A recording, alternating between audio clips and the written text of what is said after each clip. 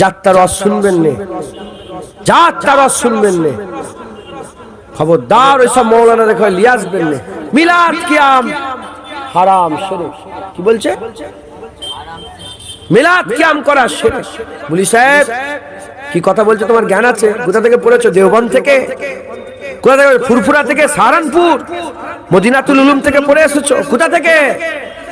হ্যাঁ, মিলাদ কিয়াম করা শিরক বলে দিলে। হ্যাঁ, সুইফাত আলী ওয়াইসি মিলাদ কিয়াম করেছে, তাহলে কাফের হয়ে গেছে। ফুরফুরার পীর মুজাদ্দিদে জামান মিলাদ কিয়াম করেছে, তাহলে কাফের হয়ে গেছে।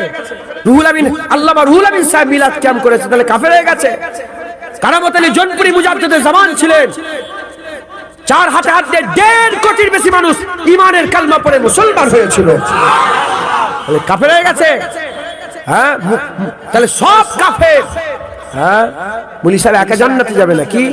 আল্লাহ জাহান্নাম 7টা করেছে, জান্নাত 8টা করেছে, একটা বেশি। কথা বললেই হয়। কি কথা বলছি, কোথায় গিয়ে লাগছে এ দেখার দরকার আছে না নাই? খবরদার, খুব সাবধান। আল্লাহ আমাদের সকলকে হিদায়াত করেন, হেফাজত করেন, হাক্কানি আলেমের সোহবত হাসিল করেন। প্রশ্ন জাগতে পারে কোথায় পাবো? খোঁজো না, এটা দুনিয়া। যদি কেউ জেনা করার ইচ্ছা করে এখানে জেনা করতে পারবে, মদ খাওয়ার ইচ্ছা করে মদ খেতে পারবে, শয়তানের তাবেদারি করার ইচ্ছা করে শয়তানের তাবেদারি করতে পারবে, এটা দুনিয়া।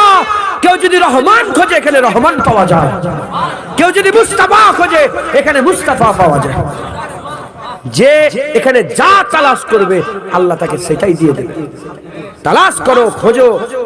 হ্যাঁ, আল্লামা রুম রহমাতুল্লাহ আলাইহি মাসনাবি শরীফের মধ্যে বলছে, তোমরা কি বনের হরিণ দেখো না? বনের হরিণ দেখেছেন আপনারা? চিড়িয়াখানার হরিণ নয়, বনের হরিণ দেখেছেন?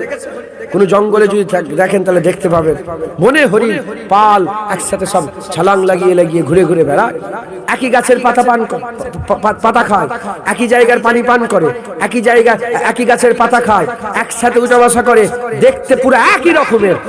আল্লামা রুম বলছে সবাইকে যদি এক মনে করো ভুল হয়ে যাবে, মস্ত বড় ভুল হয়ে যাবে। বলে কেন? বলে ওই হরিণের ভিতরে একটা হরিণ এমন আছে যার মধ্যে আমার আল্লাহ মৃগ নাভি দিয়ে দিয়েছে, খুশবু। মৃগ নাভি কি বলে?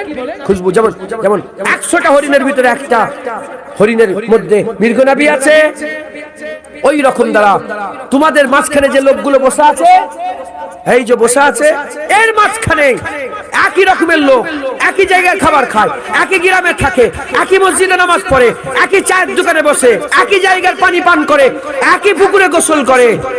আল্লামা রুম বলছে ওর মধ্যেই কারো দিলকে আল্লাহ নূর করে রেখে দিয়েছে।